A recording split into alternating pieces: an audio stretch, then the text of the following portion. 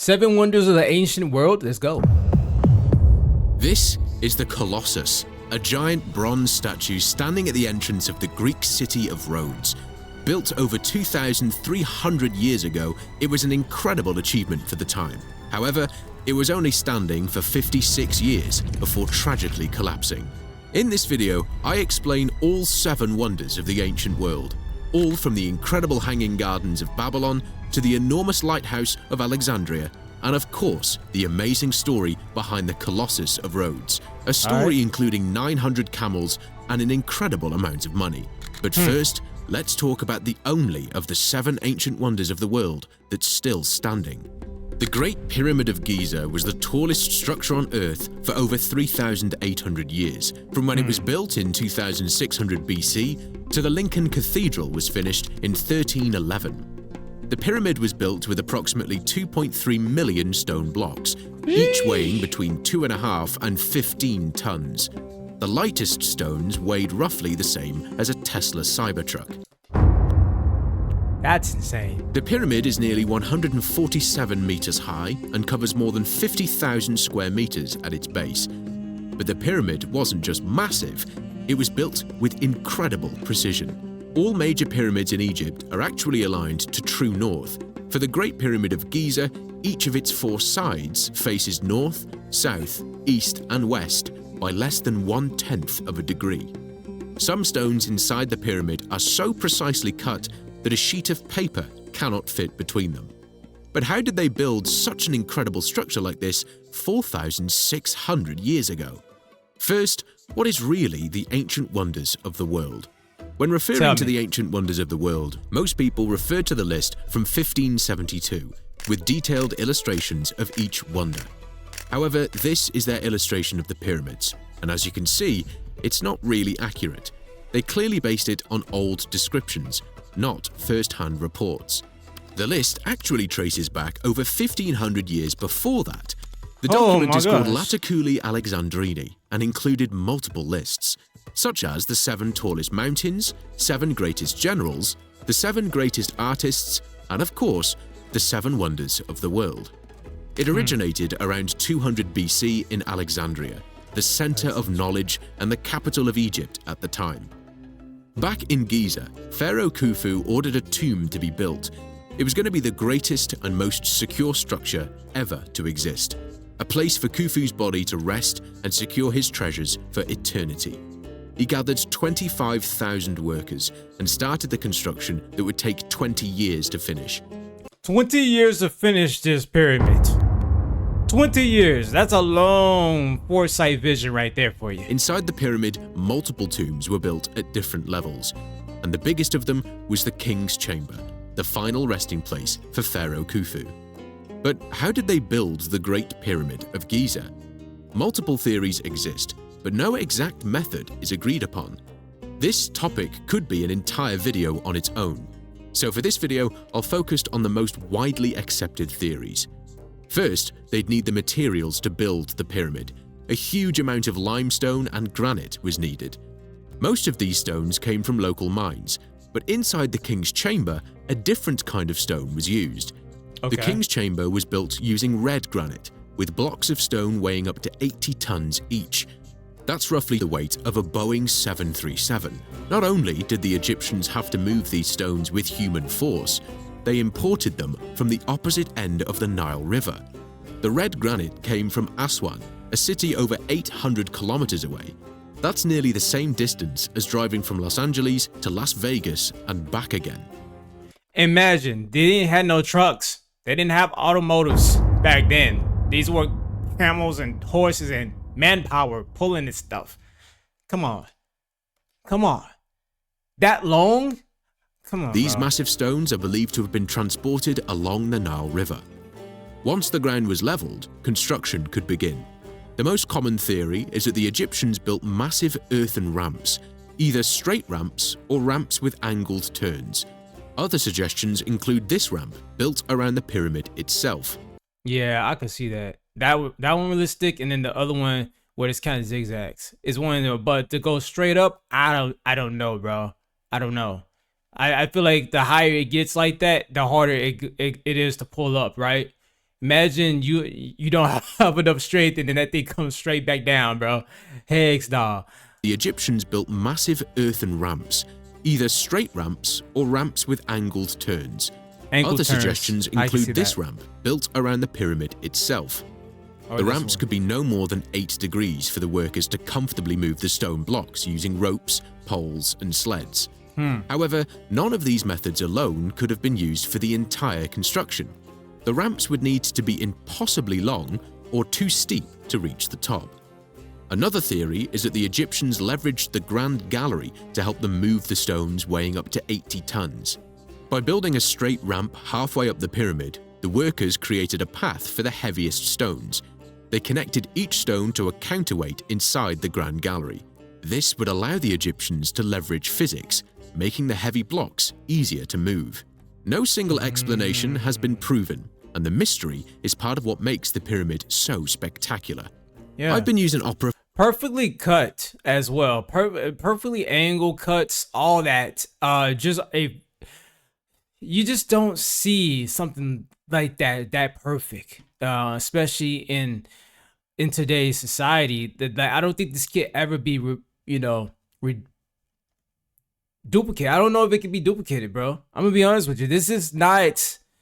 I don't know how they did the this. pyramid so spectacular. I've been This is perfect when I'm writing even apps to get research using them. If you want to try, Great Pyramid of Giza is the only one still standing. But for the next one, experts disagree whether it even existed or not.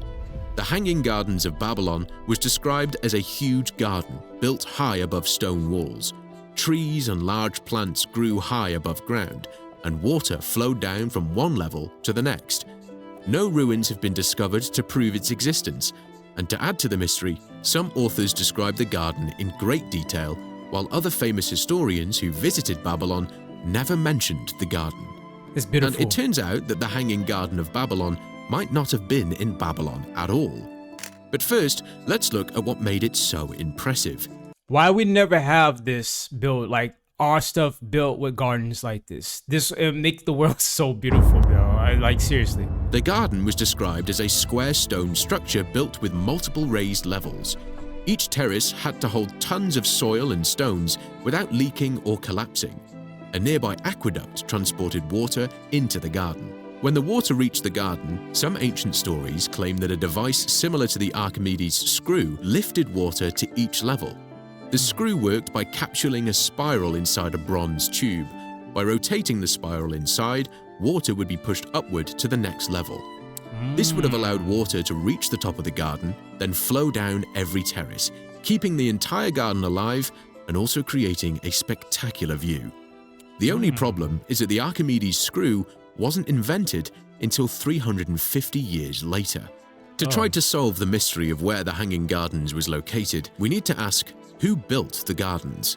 There are two theories. Some claim the gardens were built by the Babylonian king Nebuchadnezzar II around 600 BC. According to the story, he built it for his wife Amytis. She came from a green, mountainous homeland and missed the forests and hills of her old home. The garden was said to be a gift, a way to bring her homeland to the flat landscape of Babylon. No record confirms this, yet the story has survived for more than 2,000 years. The second theory is that the garden was actually located in the ancient city of Sin, Nineveh in Iraq. Nineveh was a bigger and older city compared to Babylon, and the Assyrian king Sennacherib designed the city with advanced water systems. Inscriptions describe vast gardens, artificial canals, and advanced plumbing. Water was carried more than 50 kilometers from the mountains through aqueducts, 31 including a miles. stone aqueduct that still exists today. Some Assyrian sources also describes Nineveh as Old Babylon and the whole region as Babylonia. Nineveh's advanced plumbing leads some experts to believe that Nineveh was the true location of the Hanging Gardens, while others find it more likely that the garden actually was in Babylon. The author of the book Seven Wonders of the Ancient World, Bettany Hughes, has a different theory. Maybe the Okay. title was never meant to be The Hanging Garden of Babylon, but instead The Hanging Gardens of Babylonia.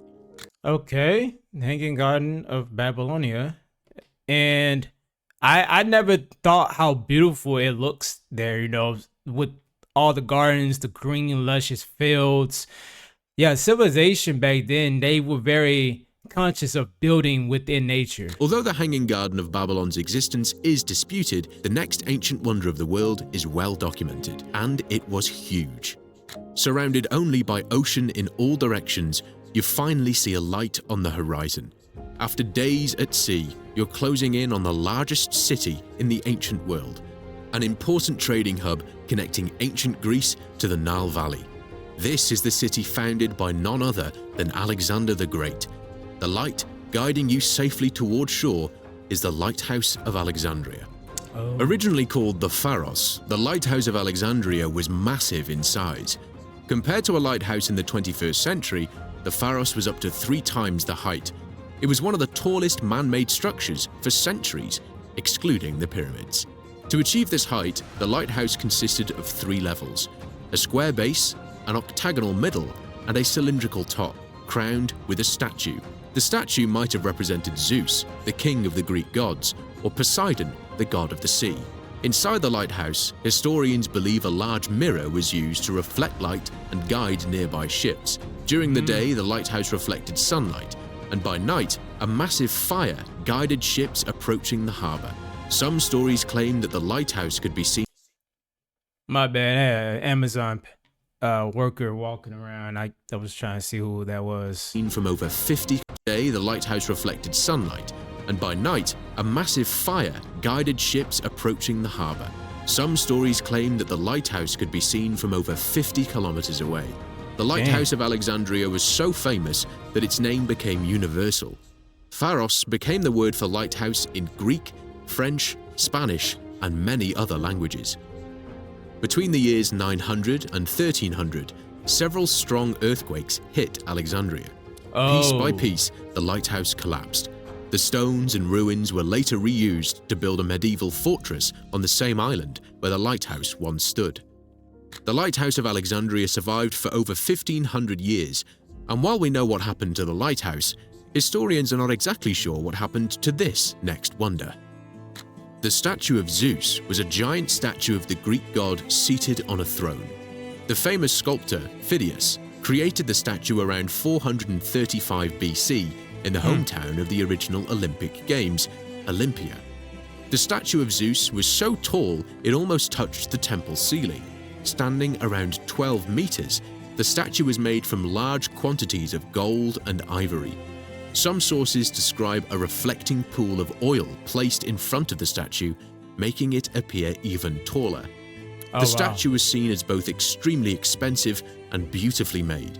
For example, the philosopher Epictetus believed one could only die happy after witnessing the statue of Zeus. So how could something so beautiful just disappear? Historians aren't entirely sure what happened to the statue. One theory suggests the statue was destroyed by earthquakes around year 522 in Olympia, but no ruins remain to confirm this. However, an 11th century historian claimed Emperor Theodosius I moved the statue from Olympia to Constantinople, the city that would later become modern-day Istanbul. Around year 391, Emperor Theodosius I introduced Christianity, making the statue of the Greek god not welcome in Olympia. Its new home was allegedly in the Palace of Lausos, owned by a high-ranking official and art collector. Later, the statue is believed to have been destroyed in a fire in Constantinople during the 5th century. The statue of Zeus was huge, but this next wonder wasn't just big, it was arguably the largest Greek temple ever built. The ruins of the Temple of Artemis stand in modern-day Turkey, in the historic city of Ephesus. The temple was constructed entirely of marble. This was more than a place of worship. Temple of Artemis served as a center for religion, banking, and a shelter for refugees. Kings, cities, and ordinary people stored their money here. It became known as the Bank of Asia, making it an influential building before it was tragically destroyed. However, the temple is said to have survived for up to 600 years, and unlike the other wonders, the Temple of Artemis was destroyed and rebuilt multiple times. The temple's exact construction date is unknown, but the first version is believed to have been destroyed by a flood in the 7th century BC. 200 years later, the temple was rebuilt, Its size was about the same as a football field. 6 years later, on the day Alexander the Great was born, a man obsessed with being written into history lit the temple on fire. The temple of Artemis burned to the ground. Later, Alexander the Great offered to fund the reconstruction, but the people of Ephesus refused because it was inappropriate for a god to dictate offerings to another god. After Alexander the Great's death, the people of Ephesus rebuilt the temple with their own funding in 323 BC. With more than 127 columns stacked in 2 rows around the temple, the larger design measured 137 meters in length and 69 meters in width, nearly 4 times the size of Athens' Parthenon. Pliny the Elder, the famous Roman historian, documented the largest version of the temple, confirming its size and beauty. The Temple of Artemis must have been an unbelievable sight, but one might wonder how it compared to this next building only 200 kilometers away. Okay. The mausoleum at Halicarnassus was a towering, richly sculpted marble building in the southwestern part in modern-day Turkey. The mausoleum was built as a tomb for the ruler of Caria and his wife around 350 BC. It combined Greek architecture with a purpose similar to the pyramids of Egypt. The mausoleum stood on a high rectangular platform, positioned on a hill above the city of Halicarnassus. The building is described as a multi-level structure rising over 40 meters high, with lots of sculptures and decorations on each level. At the bottom was a massive stone base. A wide staircase led up to the platform, guarded by stone lions and statues. On top of the base stood the main body of the tomb, a tall marble block surrounded by rows of columns. Between these columns stood hundreds of statues, turning the building into a gallery of stone figures visible from every side. Above the columns, there was a roof resembling a pyramid. This rooftop set the mausoleum apart from any Greek temple. At the very top stood a colossal chariot, pulled by 4 horses. But what happened to the mausoleum? Between the 1100s and 1400s, earthquakes gradually destroyed the building. Some remaining sculptures are now displayed at the British Museum in London. However, the massive marble sarcophagus inside the tomb has never been found. Dang, it's crazy because you'll think that because they're made out of cobblestone and like just stones in general, that they will withstand earthquakes and other natural disasters, but they also get worn down. So it's like, what can we build that will withstand, the test of time, The mausoleum was so influential that the word mausoleum ended up meaning giant and impressive tomb, much like the next wonder, the Colossus of Rhodes. After the death of Alexander the Great, a war started. Alexander's generals turned on each other, and the empire suffered the wars of the successors. In the middle of the war, Rhodes thrived as a merchant city. Perfectly placed between Greece, Egypt, and Asia, it became one of the most important trading hubs in the ancient world, but also an important target for enemies. In 305 BC, a powerful general named Demetrius attacked the city. Rhodes was well protected, but Demetrius brought one of the most terrifying weapons ever built, the Helepolis, a siege tower unlike anything else. It stood around 40 meters tall and weighed over 160 tons, around the same weight as a blue whale. The attacks went on for almost a year. In the end, the war on Rhodes became too expensive. Demetrius gave up and his army left Rhodes. The people of Rhodes gathered the bronze, iron, and metal from the battlefield. They melted it all and sold it as scraps.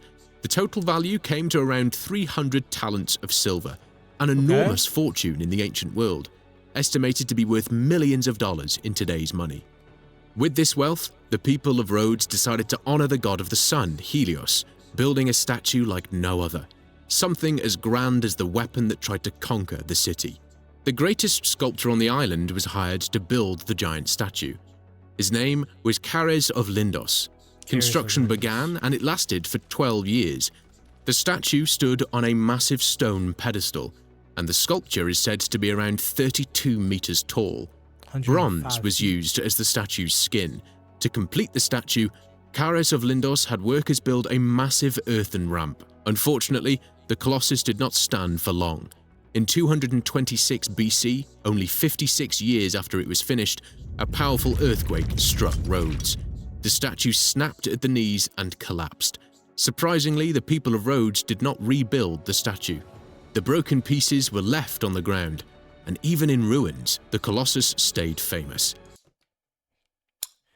Yeah, I mean, I wouldn't want to rebuild that either. That's a lot of time and effort and resource to put into a giant, you know, statue, and then it just gets destroyed. So I would imagine probably take some of that stuff and try to like resell it or whatever. But yeah, this is crazy. People continued to visit the site for over 800 years, making the ruins of the Colossus a tourist attraction itself. So it's still there? So, why isn't anything left in Rhodes today? In year 653, Rhodes was captured by Arab forces. What remained of the Colossus was melted and sold. According to the story, the metal was carried away by over 900 camels, leaving the city of Rhodes with only descriptions of the legendary statue. With no ruins left to study, a lot of creative freedom painted the picture of the Colossus of Rhodes. The Colossus is often depicted standing with legs apart, ships sailing beneath it. But experts argue this would not have been structurally possible at the time.